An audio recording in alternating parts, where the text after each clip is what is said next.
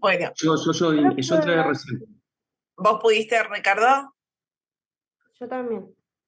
¿Pudieron ver el PowerPoint y el Word? Sí, profe, sí, los dos. Yo lo pude ver bien. Porque ayer hubo chicos que me dijeron, Recording in progress. hubo un chico que me dijo que no podía ni siquiera abrir el PowerPoint y que el Word directamente no apareció. Así que bueno, yo les dije, en esta semana, más cerca del viernes, ¿sí? Me comprometo a volver a entrar, mirar qué es lo que está pasando en la plataforma y bueno, si veo que está todo bien, lo dejo igual y si no, vuelvo a cargar los archivos, ¿sí? Después hubo, bueno, ustedes están con con esta dirección de Zoom, que es la que tenemos siempre, pero hubo chicos, ayer estuvimos con otra dirección de Zoom, y bueno, hubo chicos a los que no les llegó el mail, no sé qué es lo que está pasando, porque se les envió a todos por igual del día martes, pero bueno, hubo chicos que me dijeron que tuvieron ese tipo de problemas, unos que no les llegan los mails, pero no solo de esta materia, sino de un montón de materias que hay mails que a esa chica no le llegan, no sé qué es lo que pasa. Y bueno, problemas con el archivo que no lo pudieron ver, que el Word no lo pudieron, directamente dice que no aparece, y el PowerPoint hubo algunos que lo pudieron abrir y otros que no. Entonces, no sé qué es lo que está pasando. Así que, bueno, ya estamos y 22, estamos todos los que somos todos los que estamos. Lo que voy a hacer, porque como no puedo tomarles asistencia, ténganme paciencia, que lo que voy a hacer es sacarle una foto al listado de los que están conectados. Así yo después lo paso.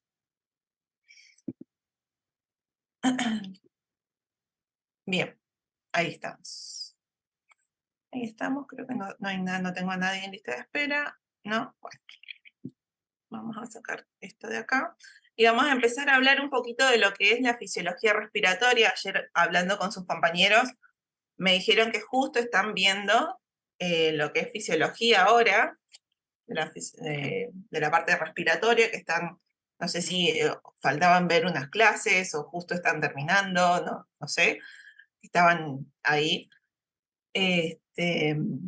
Así que bueno, es como que van a tener un poco fresquito el tema. Pueden participar todo lo que quieran, ¿sí? Ven, quiero achicar esto un poquito. Ahí está.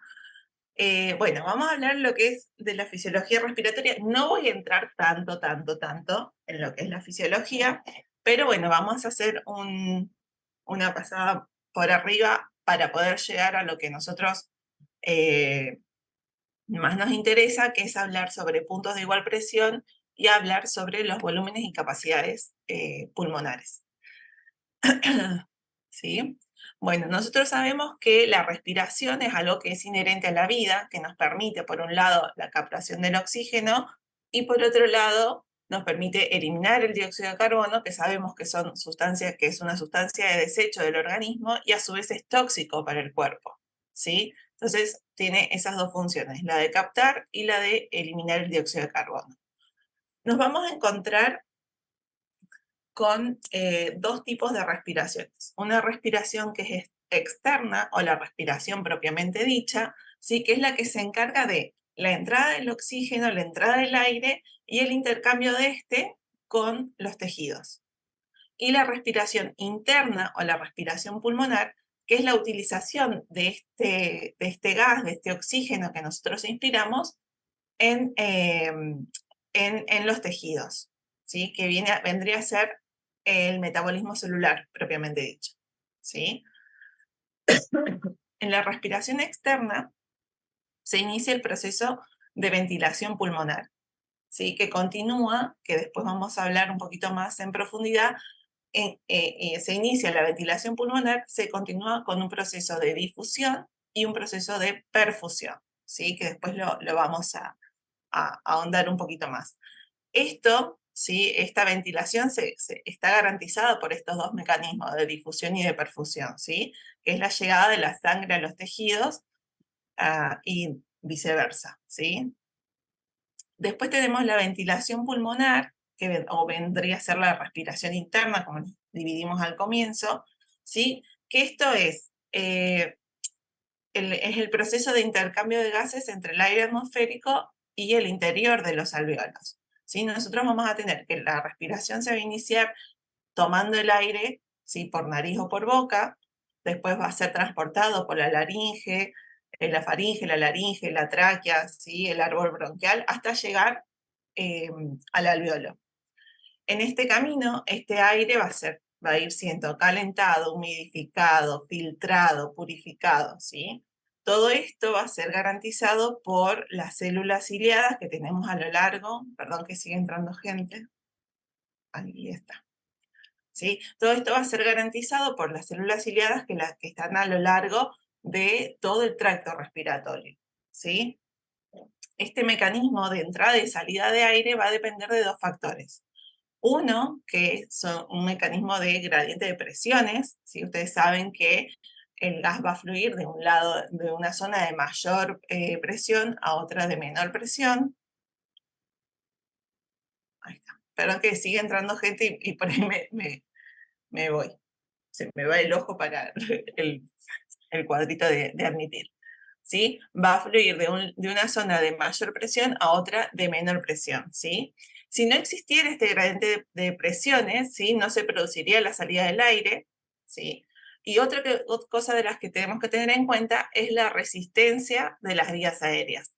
Y la resistencia de las vías aéreas va a estar dada o va a depender de la longitud de la misma, del calibre de las vías aéreas, de la viscosidad del aire y del volumen que ese pulmón puede insuflar, ¿sí? También ya vamos a ir más en profundidad a eso.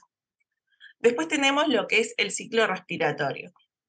Y nosotros tenemos, o comúnmente conocemos dos fases del ciclo respiratorio, la inspiración y la expiración. Pero hay una tercera que es una fase de reposo, ¿sí? Que es un milisegundo, en donde no entra ni sale aire, ¿sí? Esa fase de reposo, los músculos respiratorios están en reposo, ¿sí? El diafragma no se contrae y no entra ni sale aire, ¿sí? Y los 3 diámetros torácicos están en posición anatómica. En esta posición anatómica, ¿sí? La presión que hay dentro del pulmón es igual a la presión externa, la presión atmosférica, ¿sí? Cuando se va a iniciar la fase de inspiración, va a producirse o va a comenzar a contraerse el diafragma y los músculos inspiratorios, que van a producir el aumento de los 3 diámetros torácicos y de tal manera que el volumen interno de los pulmones también va a aumentar, ¿sí? En esta fase inspiratoria es donde se crea la presión negativa para poder facilitar la entrada del aire, ¿sí? O sea que nosotros tenemos el pulmón, el diafragma comienza a contraerse, se genera esa presión negativa que funciona como una bomba de succión que facilita la entrada del aire a los pulmones, ¿sí? Una pregunta, profe. Sí. ¿Puede ser? ¿Cuáles son los tres perímetros o diámetros Los torácicos? volúmenes y tenés No. el longitudinal y el anteroposterior. Ustedes tienen que imaginarse al pulmón como un globo. Cuando nosotros respiramos, el globo se expande o el pulmón se expande tanto para anterior, posterior y hacia los costados, ¿sí? Entonces, esos son los perímetros de los que habla, ¿sí? Imagínense siempre lo mismo, preguntaron ayer, gracias por la pregunta. Imagínense siempre como un globo, ¿sí? Nosotros inflamos el globo y el globo se infla parejito, ¿sí? ¿Estamos? Perfecto, gracias. Genial. Bueno, aprovecho y tomo un poquito de agua ya. Bien.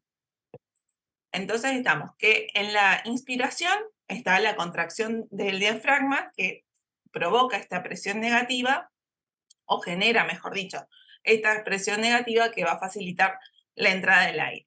Mientras el pulmón, o mientras estamos en lo que es la inspiración, el pulmón se va a ir insuflando, va a ir aumentando estos diámetros, ¿sí? Hasta que va a llegar a su punto máximo de extensibilidad, distensibilidad, compliance, ¿sí? Tengan en cuenta esas palabras porque después voy a volver a esas, ¿sí? Hasta su máxima capacidad de extenderse, de expandirse, ¿sí? En ese momento las paredes del alveolo se ponen rígidas, ¿sí? Porque no van a permitir que esto siga expandiéndose más. Entonces, en ese momento es donde va a aparecer una fuerza, ¿sí? Que es de retracción elástica o retroceso elástico. Y en ese momento es donde empieza la expiración, ¿sí? Esta fuerza de retroceso elástico va a hacer que estos diámetros pulmonares empiecen a disminuir, ¿sí? Y se genere una presión positiva y facilite la salida del aire, ¿sí? Acá no hay contracción muscular. Ustedes tienen que tener en cuenta que la inspiración es un proceso activo, ¿sí? En donde hay contracción muscular, mientras que la expiración es un proceso pasivo que simplemente se produce por la relajación del diafragma y la generación de esta presión positiva que va a hacer que el aire salga, ¿sí? ¿Se acuerdan que habíamos hablado hace un ratito de que la ventilación externa estaba garantizada por dos procesos, de difusión y perfusión pulmonar, ¿sí? Nosotros, no sé si saben lo que es la difusión, si se acuerdan de lo que vieron en fisiología, ¿no se acuerdan? Yo no he tenido fisiología, profe. ¿No tuviste fisiología? No, pasa que yo empecé en agosto, entonces la tengo Ah, la que viene. bien. Bueno, vamos entonces arrancando desde ese punto, es un buen punto para, para arrancar. Bueno, la difusión es el proceso, ¿sí? Por el cual se va a realizar el intercambio de gases entre el aire alveolar y la sangre capilar, ¿sí? De tal manera que el oxígeno va a pasar del alveolo a la sangre y el dióxido de carbono va a pasar de la sangre al alveolo, ¿sí? Esto también se genera gracias a las diferencias de presiones, ¿sí? Los gases, recuerden, van de una zona de mayor presión a otra de menor presión, ¿sí? En la sangre oxigenada, la presión de estos gases, ¿sí? Va a ser igual a la del alveolo. Pero ¿qué pasa acá? No todo el oxígeno y no todo el dióxido de carbono se difunden, ¿sí? Hay algo, no sé si, bueno, los que tuvieron fisiología, si se los han nombrado o todavía no, hay algo que se conoce y que pasa en el cuerpo y es fisiológico, que se conoce como cortocircuito fisiológico o shunt fisiológico. ¿Lo escucharon? ¿No? ¿Lo leyeron? ¿Tampoco? Tampoco. Bueno, esto es, ¿qué es lo que pasa? Dijimos que no toda la sangre, perdón, no todo el oxígeno y no todo el dióxido de carbono se difunden, ¿sí? Entonces, ¿qué va a pasar? Hay sangre, ¿sí? Que no va a participar en el proceso de oxigenación, ¿sí? ¿Y qué es lo que pasa acá? Que esta sangre que no participa en el proceso de oxigenación, después se va a mezclar con sangre que sí está oxigenada. Y ahí es donde se produce esto que se conoce como cortocircuito fisiológico, ¿sí? Es como que se mezcla sangre limpia con sangre sucia y genera este cortocircuito fisiológico. ¿Esto dónde lo vamos a ver? ¿Dónde va a pasar? ¿Dónde es común que esto pase? ¿O en qué situación es común que esto pase? ¿Sí? Por ejemplo, esto va a pasar cuando tenemos una neumonía o un síndrome de distrés respiratorio, ¿sí? En estas situaciones es normal que pase esto, ¿sí? Este shunt fisiológico, cortocircuito fisiológico, y que se cree algo que se conoce como el espacio muerto fisiológico, ¿sí? Que es esta zona en donde no hay ni ventilación ni perfusión, ¿sí? ¿Se entendió la difusión? ¿Sí? ¿No? Hola, ¿qué tal? Sí, sí, Hola. sí. ¿Sí? Bueno, vamos, esto era la difusión, ¿sí? ¿Se acuerdan que era el pasaje del oxígeno a la sangre, de la sangre el dióxido de carbono, perdón, de la sangre al alveolo para después eliminar el dióxido de carbono. Después tenemos, Profe, sí, ¿qué sería el SHUT entonces? ¿Es un mal funcionamiento o no? no, no es un mal funcionamiento, es simplemente algo que sucede en una circunstancia como una neumonía o un distrés respiratorio, es que se mezcla la sangre no oxigenada con sangre oxigenada, ¿sí? ¿Te quedó más claro? Sí, sí. Bien. Ay, perdón, chicos, estoy recontra atacada con la alergia. Encima hay un viento espantoso. Vamos bien hasta ahí, ¿no? ¿Se va entendiendo? Sí. Bien. Bueno, perdón, chicos, estoy atacadísimo. Bueno, después hablamos de lo que era la perfusión, ¿sí? Y la perfusión es el proceso por el cual la sangre va a entrar al pulmón, ¿sí? Para que nosotros tengamos garantizada este mecanismo de perfusión, es necesario que sí o sí haya una ventilación, ¿sí? Si no hay ventilación, no puede haber perfusión. No así en la difusión, ¿sí? Va a haber difusión por más que no haya perfusión, pero no al revés, ¿sí? Y la perfusión está garantizada por el circuito de la circulación menor. Eso sí lo vieron. Eso sí lo vieron. Los chicos ayer me dijeron que eso sí lo vieron. ¿Sí? La circulación menor es la que va a llevar la sangre venosa, o sea, la sangre no oxigenada que procede del ventrículo derecho a los bronquios, ¿sí? A través de las arterias pulmonares derecha e izquierda, que van a volver, va a llegar hasta los bronquios y va a volver al corazón por la aurícula izquierda, ¿sí? A través de las venas pulmonares derecha e izquierda. ¿Se acuerdan lo que era el circuito de la circulación menor, no? Bueno, la circulación menor es la que nos garantiza esta perfusión. Muy bien, bueno, vamos a ver. Vamos bien, ¿no? Hasta ahí, ¿se entendió? ¿Quieren que repita algo? Quiero ver si... ¿dónde lo tengo? Les quiero compartir, pero no lo encuentro. Espérenme un segundo.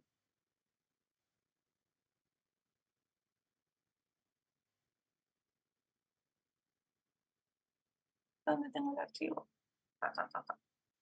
Bien, a ver si puedo... Acá está. Bueno, les voy a compartir esto y vamos a hacer un breve repaso sobre lo que ya dije, sobre lo que ya hablamos. A ver, esto porque no lo veo más grande. No sé por qué. Ahí está. Bien. Bueno, para no ser redundante, vamos a hacer un tipo de repaso rápido, ¿sí? Anatómicamente, nosotros tenemos a los pulmones que están rodeados por la columna vertebral por detrás, el esternón por delante, las costillas hacia los costados, ¿sí? Los pulmones están separados en medio por membranas, y donde tenemos el corazón y los grandes vasos, ¿sí? Nosotros dijimos que una de las funciones del pulmón era introducir el aire, ¿sí? Captar el oxígeno del ambiente, pasarlo a la sangre arterial, donde después va a llegar a las células. En estas células se oxigena esta sangre, llega el oxígeno a las células, recoge, o sea, el producto de desecho, que es el dióxido de carbono, pasa a la sangre venosa y vuelve a los pulmones para eliminar ese dióxido de carbono, ¿sí? Habíamos dicho las fases del ciclo respiratorio, que teníamos una fase de reposo en donde no hay contracción, no hay entrada ni salida de aire, y una fase de inspiración, que es una fase activa que se da por la contracción del diafragma y los músculos inspiratorios, y una fase expiratoria, que es una fase pasiva, donde no hay actividad muscular, simplemente es un proceso de retroceso elástico, ¿sí? Que genera una presión positiva que hace que salga el dióxido de carbono, ¿sí? Que se elimine el dióxido de carbono. Nosotros tenemos en un ciclo respiratorio una frecuencia de entre 12 y 17 ciclos por minuto, ¿sí? Se considera normal unos 15 ciclos por minuto, más o menos. El ciclo respiratorio por lo general dura 4 segundos y lo que no es igual es la relación inspiración-expiración, ¿sí? Nosotros siempre tenemos la fase inspiratoria que es más corta que la expiratoria. Y esto nosotros lo vamos a ver y lo tenemos muy en cuenta cuando trabajamos con pacientes que están ventilados, ¿sí? Pacientes que están conectados a un respirador artificial y dependiendo de la patología que tengan, vamos a poder modificar esta relación inspiración-expiración dependiendo qué es lo que tenga este paciente y qué es lo que nosotros buscamos, ¿sí? Si nosotros tenemos que un paciente, un EPOC o un enfisematoso, un paciente enfisematoso o un EPOC, está conectado a un ventilador, ¿sí? A un respirador. Vamos a poder modificarle nosotros esta relación, ¿sí? Por ejemplo, acortar un poco más la inspiración y alargarle un poco más la expiración, porque nosotros sabemos que el EPOC, tanto como el enfisematoso, son patologías que tienen atrapamiento aéreo, o sea que les cuesta exhalar. Ellos necesitan un tiempo más largo de exhalación para poder sacar el aire, ¿sí? ¿Qué es lo que pasa en este tipo de pacientes? O sea, normalmente este tipo de pacientes lo que tiene es, hace una inspiración larga en relación a lo que dura su expiración. Cuando ellos empiezan a expirar, al poquito tiempo se les colapsa la vía aérea. Entonces le queda, eso lo vamos a ver cuando hablemos de punto de igual presión.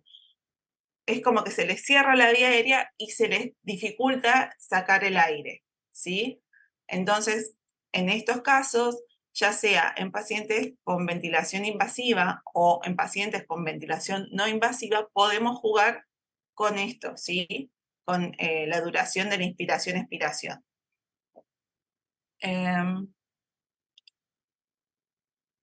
Bueno, ¿vamos hasta ahí, chicos? Estamos, ¿no? Nosotros otra de las cosas que tenemos que tener en cuenta al trabajar con los pacientes en el área respiratorio es la propiedad elástica del pulmón, ¿sí? ¿Se acuerdan que les dije que íbamos a hablar de lo que era la distensibilidad? No sé cuánto tiempo me queda, pues no quiero que se me corte. No apareció el cartelito, ¿no? Porque ya vamos a entrar a lo que es punto de igual presión y no quiero que justo se me corte ahí. Pero bueno, otra de las cosas que tenemos que tener en cuenta son las propiedades elásticas, ¿sí? De la caja torácica y de los pulmones. Nosotros habíamos hablado que el pulmón se expande, ¿sí? En 360 grados, como si fuera un globo. Y que cuando se insufla, cuando inspiramos, ¿sí? Llega a su capacidad máxima y luego, cuando llegamos al máximo de volumen que podemos inspirar, empieza el retroceso elástico que genera la expiración, ¿sí?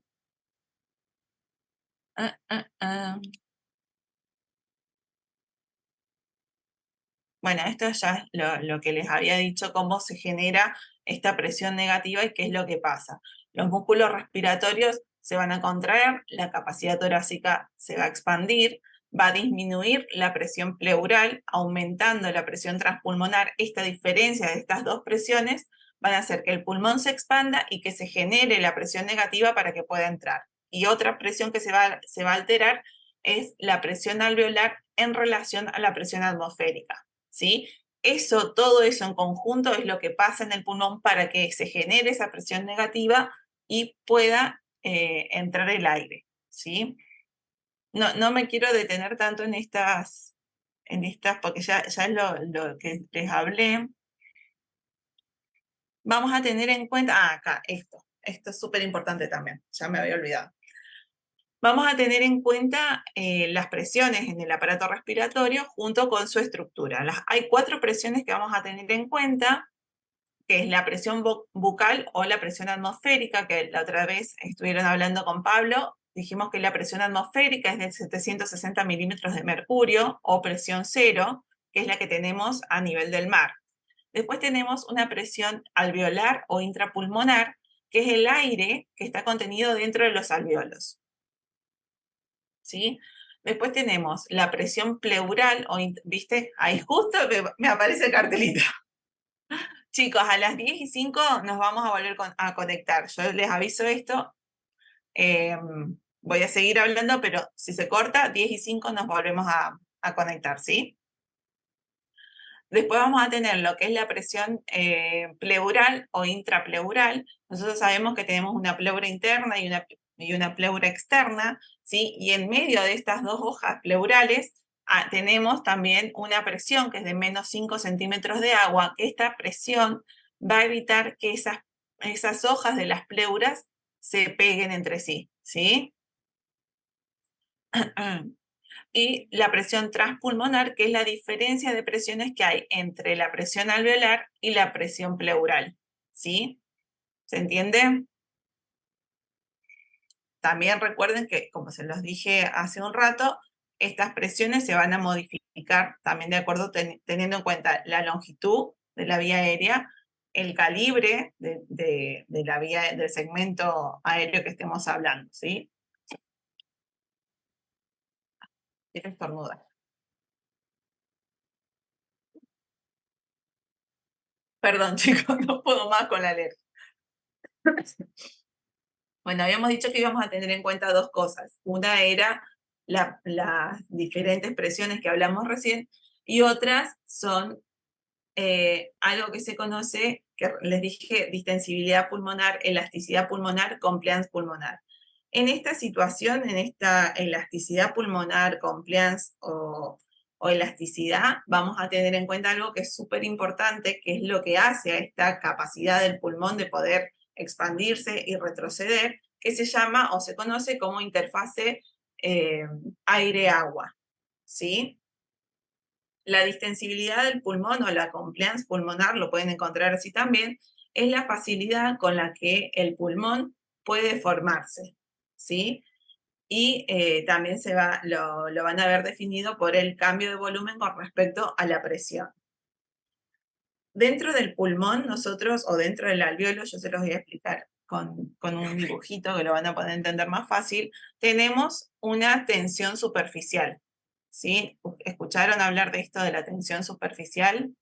¿Sí? Esta tensión es lo que permite que este alveolo pueda expandirse, ¿sí? Pero si solamente dentro del alveolo tuviéramos el líquido intersticial, este alveolo se insuflaría, pero no tendría la capacidad de poder retroceder, ¿sí? Desinsuflarse y sacar el aire. Entonces, no solo hay líquido intersticial, sino que también hay algo que se conoce como factor surfactante o sustancia tensoactiva. ¿Escucharon hablar de eso? ¿Escucharon hablar del factor surfactante nunca? Sí. ¿Cómo? Se te cortó todo. Sí, en fisiología lo vimos. Bien.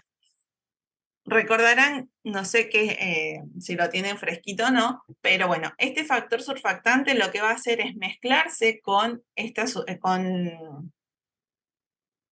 se me fue la palabra. Mezclarse con, ay, lo dije recién, chicos. Ayer me pasó lo mismo, esa palabra no quiere que yo la diga. Con el líquido intersticial, ay, por favor. ¿Qué es esto? La hipofasia acuosa es el líquido intersticial, ¿sí? Entonces, el factor surfactante se mezcla, ¿sí? Vieron que están ahí en contacto, y lo que va a hacer esta mezcla, que se llama factor surfactante, ¿sí? Va a hacer que ese alveolo pueda tener la elasticidad o la capacidad de estirarse y retroceder en su volumen, ¿sí? Cuando inspira y expira. ¿Esto qué va a pasar? Que ante una expiración forzada o una situación patológica X, este alveolo no se colapse, no se pegue. Ustedes vieron que cuando desinflamos un globo, queda un tiempito, queda ese globito así como medio panseadito, que todavía hay aire en el interior. Bueno, eso es lo que hace el factor surfactante, ¿sí? Evita que ese globo termine de salir todo el aire y quede pegado. Si nosotros a ese globo lo dejamos unos días afuera al sol, cuando lo querramos recoger otra vez, ese globo ya va a estar todo pegado, las paredes del globo van a estar pegadas, y cuando lo querramos inflar otra vez, no va a ser posible, ¿sí? Es porque se le fue todo lo que sería el factor surfactante. Nosotros, les quiero mostrar otra cosa, así que les voy a dejar de compartir esto.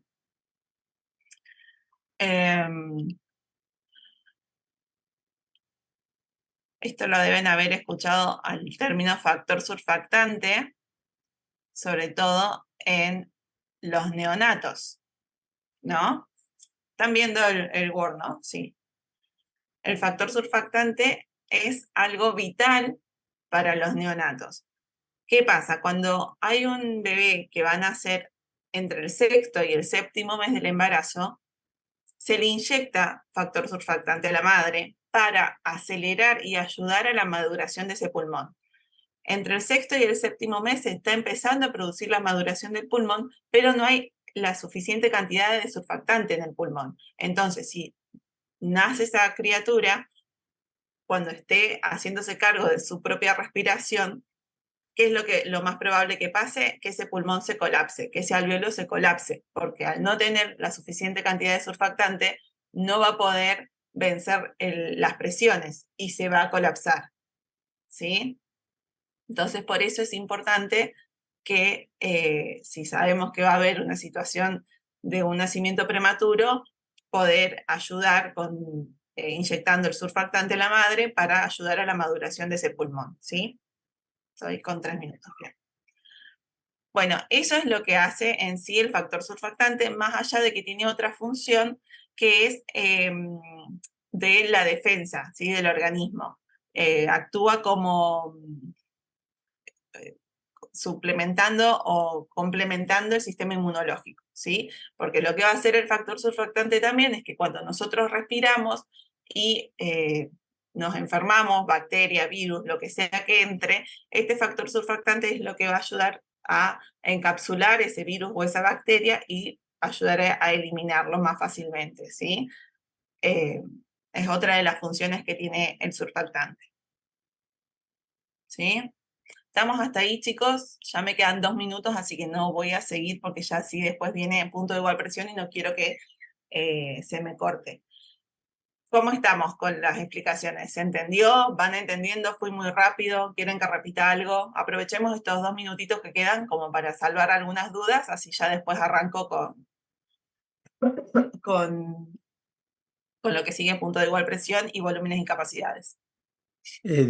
Profe, difusión y perfusión, eso sí me lo podría explicar nuevamente, si no hay mucha La molestia. difusión, sí, ahí voy. La difusión es el pasaje del oxígeno a la sangre y del dióxido de carbono de la sangre al alveolo, ¿sí? Y ahí es donde se va a encargar de eliminarse. Y la perfusión es la entrada de la sangre al alveolo, ¿sí? No participa la ventilación en la perfusión. ¿Sí? ¿Quedó más claro? Sí, profe. Para que haya ventilación, para que haya perfusión se necesita la ventilación. Para que haya difusión no es necesaria la perfusión. ¿Sí? ¿Alguna otra duda?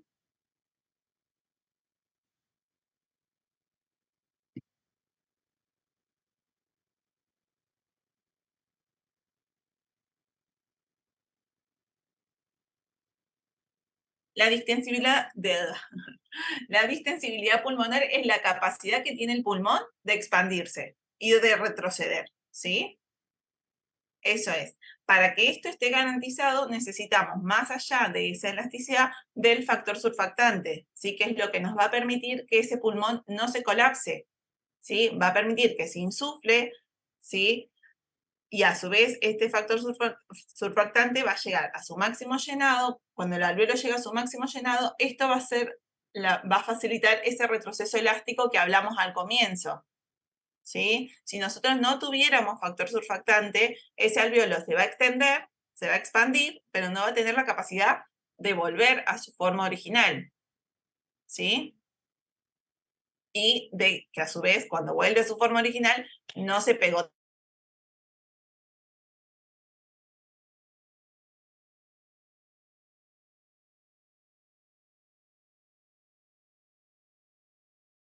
tampoco quien me había preguntado algo. Eh, bien, gracias. Porque justo estaba hablando y se cortó, dije, bueno. Muy bien, vamos a hablar ahora de lo que es puntos de igual presión. Les voy a compartir acá. Bien, puntos de igual presión. Nosotros dentro de la vía aérea, como hemos hablado todo este tiempo, tenemos presiones que van a ser distintas en sus distintos trayectos, ¿sí? Dice, la presión dentro de las vías respiratorias durante un esfuerzo expiratorio es máxima en el alveolo y va a ir disminuyendo a lo largo de la vía aérea hasta ser cero a nivel, o cero o igual a la atmosférica a nivel de la boca, ¿sí? Pero hay un punto en el que la presión interna es igual a la presión externa, ¿sí? Ese punto es el punto de igual presión y nos va a dividir a la vía aérea en dos partes, un segmento proximal al alveolo y un segmento distal al alveolo, ¿sí? En el segmento proximal, la presión interna es mayor a la presión externa y en la porción distal, la presión externa es mayor a la interna, ¿sí? Ahí está a lo que me refiero con proximal y distal, ¿sí? Tenemos el alveolo, segmento proximal al alveolo y segmento distal al alveolo, ¿sí? La compresión de las vías aéreas ocurre dependiendo también del volumen pulmonar que manejamos, ¿sí? A grandes volúmenes no hay punto de igual presión debido a que la presión dentro de las vías aéreas es mayor que la externa, ¿sí? Entonces no va a tender a colapsarse. A volúmenes intermedios y pequeños sí hay punto de igual presión, ¿sí? Que esto va a suceder más cerca del alveolo, ya que entre menor es el volumen, ¿sí? Más cerca del alveolo va a estar el punto de igual presión. En una situación normal o en un pulmón normal, el punto de igual presión va a llegar hasta los bronquios segmentales, ¿sí? No se va a acercar al alveolo. Acá podemos ver en este dibujito,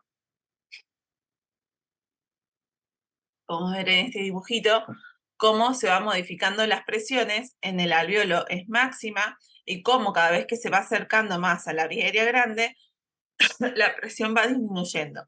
Pero hay un punto en el que se iguala la presión interna con la presión externa, ¿sí?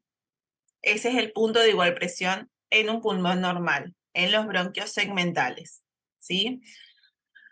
¿Qué pasa en un pulmón patológico? ¿Sí? Este punto de igual presión va a variar, no siempre va a estar en los bronquios segmentales, dependiendo de la patología que tenga.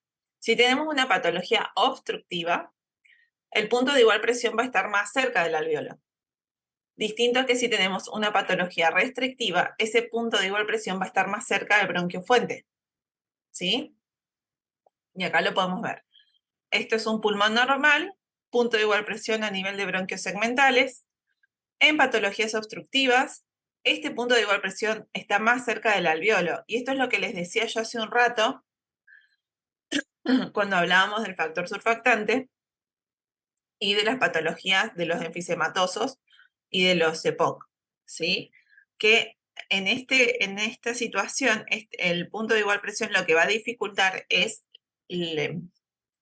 la fluidez, digamos, del aire, ¿sí? Va a dificultar la salida del aire. ¿Por qué? Porque va a haber un punto, ¿se acuerdan que yo les dije que en la relación inspiración-expiración podíamos jugar con esto, alargando la expiración, para que este punto de igual presión no genere ese colapso de la vía aérea, ¿sí? Porque al estar más cerca del alveolo se va a cerrar más rápido.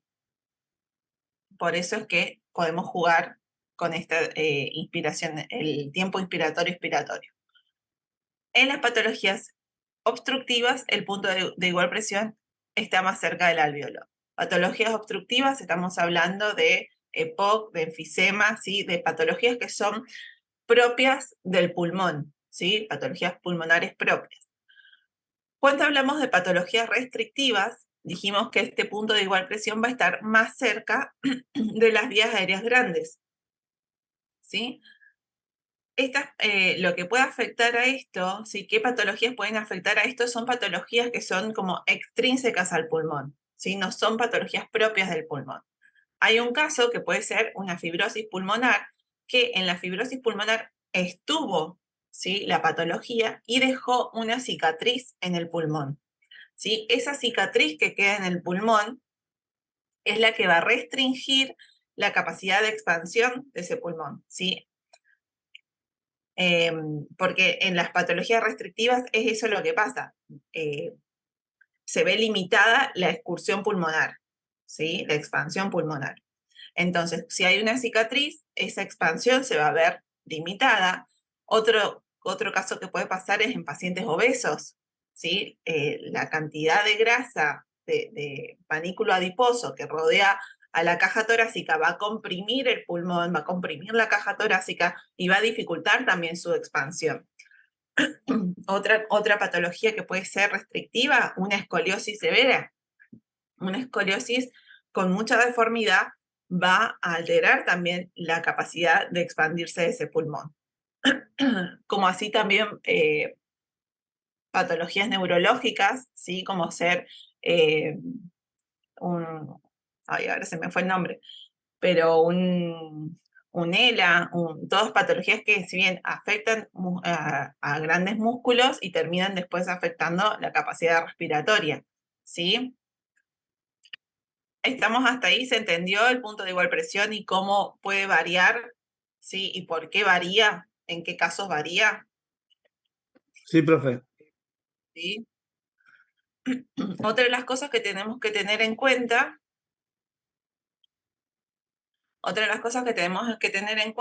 con respecto a esto es también la resistencia de las vías aéreas, ¿sí? Con respecto perdón que se me fue, al punto de igual presión.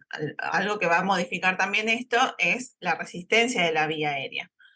Nosotros tenemos que a nivel del ingreso del aire, tanto la nariz como la boca, ¿sí? Tenemos una alta resistencia de un 40 o un 50%, debido a que cuando ingresa el flujo de aire se encuentra con un montón de tropiezos anatómicos, ¿sí? Por la zona en la que estamos, ¿sí? Se encuentra con un montón de tropiezos anatómicos, por ende ese flujo que ingresa a la vía aérea va a ser de modo turbulento.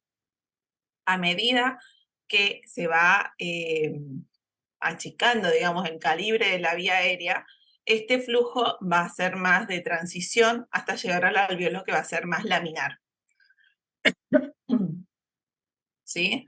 La resistencia de la vía aérea va a depender también del calibre, que es esto lo que les decía hace un rato. Muy bien, ¿se entendió puntos de igual presión? ¿Sí? Sí, profe. Se entendió bien. Vamos a hablar de lo que es volúmenes y capacidades, ¿sí? Nosotros dijimos que la compliance pulmonar o la distensibilidad pulmonar va a hacer variación en el volumen del aire, va a estar relacionado con la variación del volumen del aire que nosotros podemos manejar, ¿sí? Podemos meter y sacar, ¿sí?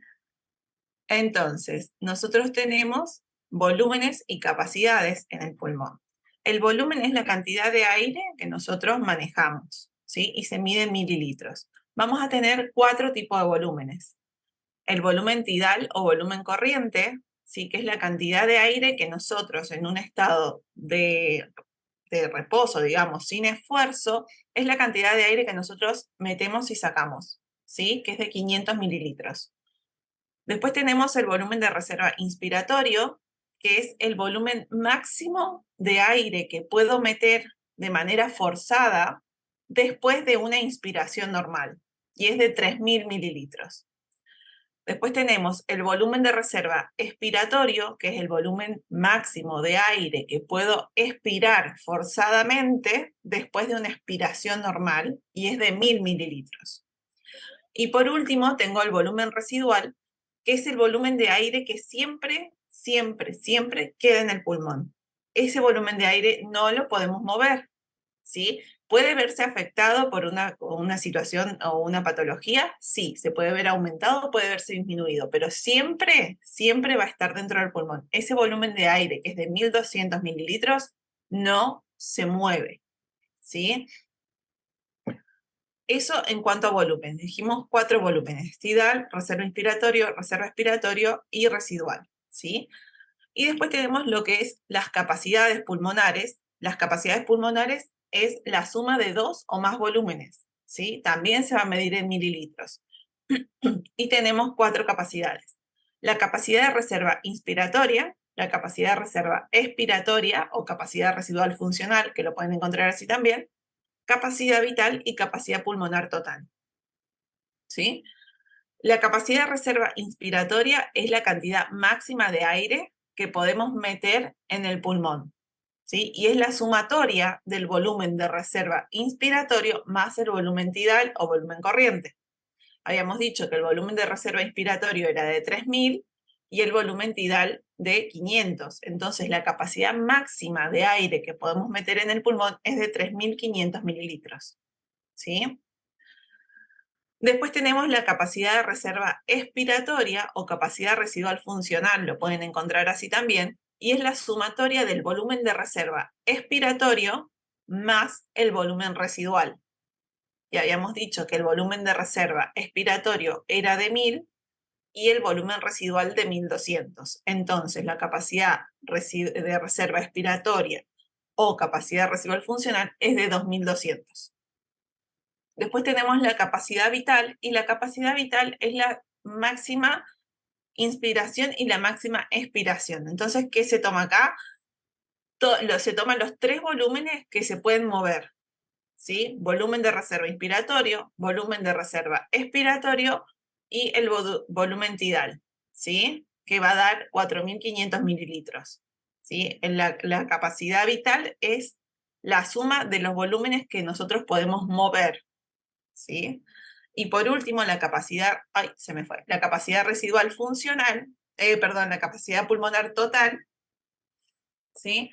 Es la sumatoria de los 4 volúmenes, ¿sí? O la capacidad vital más el volumen residual, que les va a dar unos 6200 mililitros, ¿sí? ¿Se entendió? Acá lo vamos a ver en este gráfico. En amarillo tenemos el volumen corriente o volumen tidal, que dijimos que era de 500. En rosado tenemos el volumen de reserva inspiratorio, que dijimos que era de 3000. En el azul más oscuro tenemos el volumen de reserva expiratorio, que era de 1000. Y en el celeste, este clarito, el volumen residual, que era de 1200, que dijimos que este no se mueve, ¿sí? Y después tenemos las capacidades. Tenemos la capacidad de reserva inspiratoria, que sumaba el volumen de reserva expiratorio más el volumen tidal, que era de 3500, la capacidad residual funcional o capacidad de reserva expiratoria, que era la sumatoria del volumen de reserva expiratorio más el volumen residual, que era de 2200. Después tenemos la capacidad vital, que era la sumatoria de los 3 volúmenes que podemos mover, ¿sí? De 4500. Y por último, la capacidad pulmonar total, que era la suma de la capacidad vital más el volumen residual. ¿Sí? ¿Quedó claro, chicos? Que se daba 6200, la capacidad pulmonar total. Estos volúmenes, o estos valores, mejor dicho, no los volúmenes, perdón. Estos valores, depende de qué bibliografía vean, puede variar un poquito, ¿sí? Pero no es significativo y no altera, ¿sí? Pero depende de qué bibliografía. Yo esto lo saqué del Guyton. Puede variar un poquito, nada más. ¿Se entendió? ¿Esto Sí, para profe. qué nos sirve saber esto? Porque el día de mañana, cuando nosotros estemos con un paciente con afección respiratoria, nosotros tenemos que saber qué es lo que está pasando en ese pulmón, ¿sí? ¿Qué es lo que está limitado? ¿Qué es lo que está pasando? ¿Qué no puede hacer? ¿Qué no puede entrar el aire, no lo puede sacar? ¿Qué me está afectando? ¿Sí? ¿Qué capacidad tiene limitada? ¿Qué volumen está afectado? Y en base a eso, vamos a elegir cómo trabajar con ese paciente. Hay distintas técnicas, hay técnicas que son solamente respiratorias, que se llaman patrones pulmonares respiratorios, que se trabaja solamente con la respiración y eso hace que se modifique o se mejore estos volúmenes y estas capacidades.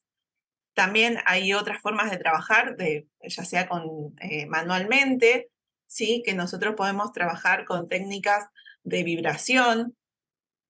Antes yo no la uso, no la usé nunca, nunca me gustó, que es el clapping, que hay gente que el día de hoy la sigue usando, yo no la uso. Yo uso mucho la vibración y la presión-descompresión acompañado con patrones respiratorios. Esa es mi forma de trabajar a los pacientes respiratorios. Y hay otras técnicas que usan unos aparatitos que son los inspirómetros de flujo o los triflo, que también hacen por medio de estimulación visual, sobre todo para los más chicos, es como un juguete que tienen que soplar o tienen que aspirar, ¿sí? Y van a hacer mover distintas, hay unos que tienen unas pelotitas con distinto peso y eso va a hacer que se mueva distintos volúmenes, ¿sí? Y va a influir de distinta manera en el pulmón. Para eso nos sirve conocer bien esto de los volúmenes, de las capacidades, qué es lo que se está afectando, para poder elegir después nosotros el día de mañana con qué técnica vamos a trabajar mejor o qué es lo que nos va a servir, ¿sí? No sé si tienen alguna duda, alguna consulta, alguna pregunta.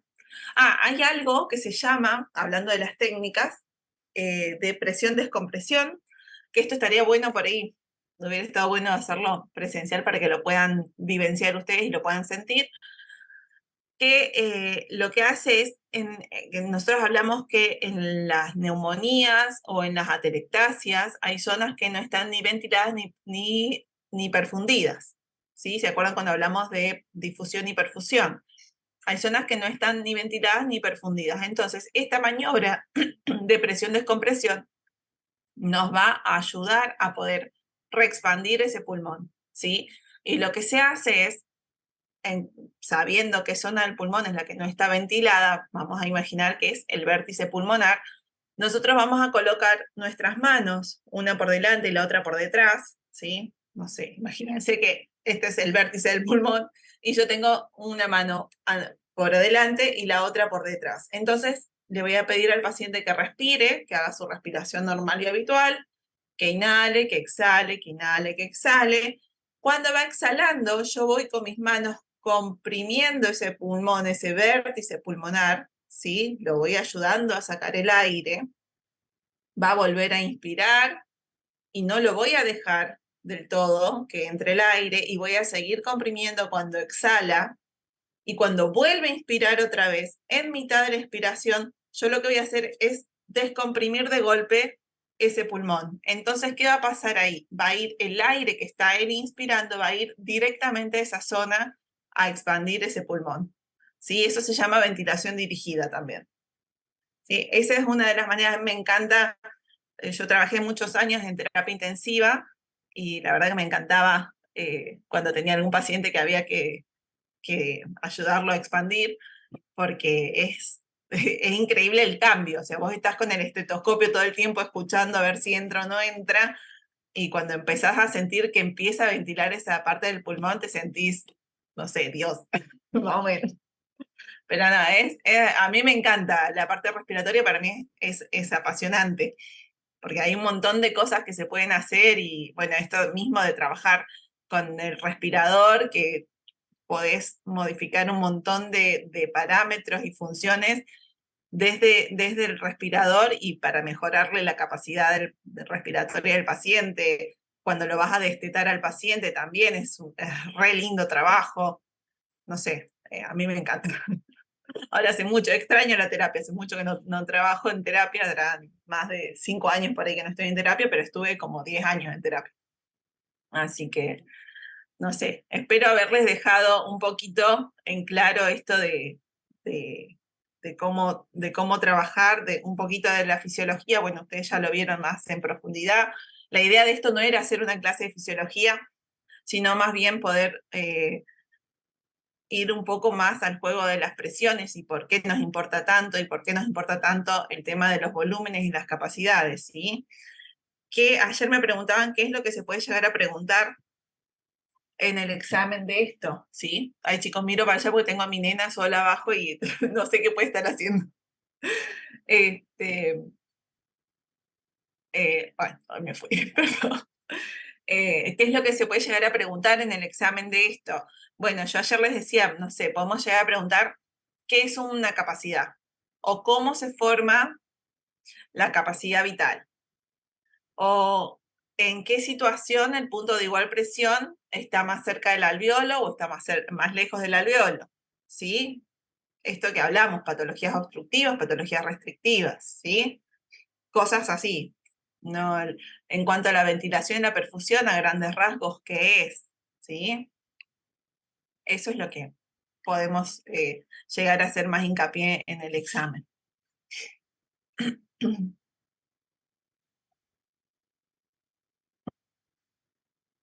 ¿Quedó claro, chicos? ¿Tienen alguna duda, alguna pregunta? Gino, No, vos sí profe, preguntas. no, pero esta vez estoy entendiendo. ¡Vamos! Le iba a preguntar a Pablo lo que dijo el otro día, que yo estaba medio colgado, pero bueno, no, No sé en que si te puedo ayudar. no, no lo de la otra vez, pero ahora como lo explicó usted, lo entendí bien. Lo de presión, que cuando mayor presión afuera, siempre se Claro, dirige, siempre, en el caso del siempre los pulmón, fluidos o los gases van a ir de una zona de mayor presión a una de menor presión. Ahí a anda. menor presión, sí, sí, pues lo entendí ahí cuando usted lo explicó hace un rato, ahí lo entendí.